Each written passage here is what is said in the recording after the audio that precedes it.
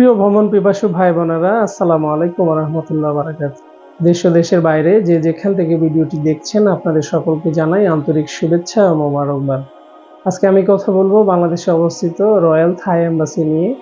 ওনাদের কিছু অ্যানাউন্সমেন্ট আসছে, সেই বিষয়ে কথা বলবো।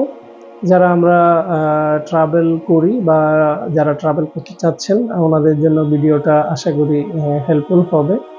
এবং বিশেষ করে যারা স্টিকার ভিসা নিতে চাচ্ছেন, ওনাদের জন্য এই অ্যানাউন্সমেন্টটা খুবই গুরুত্বপূর্ণ। তো আশা করি ভিডিওটা শেষ পর্যন্ত দেখবেন।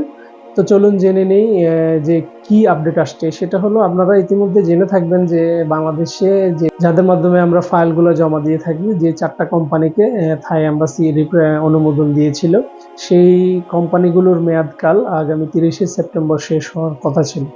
তো সেটাকে বাড়িয়ে ওনারা 1 অক্টোবর থেকে 31শে ডিসেম্বর পর্যন্ত করা হয়েছে। তার মানে এই বছরের 31শে ডিসেম্বর পর্যন্তই ওনাদের মেয়াদকাল বাড়ানো হয়েছে। এবং এরই সাথে আরেকটা গুরুত্বপূর্ণ অ্যানাউন্সমেন্ট, সেটা হচ্ছে খুব শীঘ্রই কিন্তু ই ভিসা চালু হতে যাচ্ছে। তো এই বিষয়ে সেটা হলো, আমরা যতটুকু জানতে পারছি যে এই ডিসেম্বরের 31 তারিখ পর্যন্তই কিন্তু আপনি আপনার স্টিকার ভিসা পাবেন।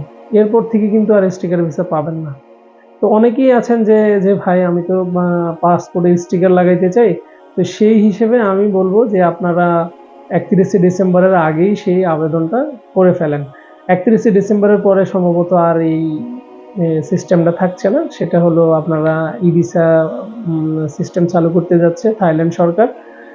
সেখান থেকে আপনারা অনলাইনের মাধ্যমে, সেম লাইক উজবেকিস্তানের ভিসা যারা করিয়েছেন তারা হয়তো ব্যাপারটা জানেন, সেটা হলো আপনারা অনলাইনে আপনাদের প্রয়োজনীয় নথিগুলো দিয়ে সাবমিট করলে ওনারা ইমেলের মাধ্যমে আপনাদের কাঙ্ক্ষিত ভিসাটি পাঠিয়ে দেবেন।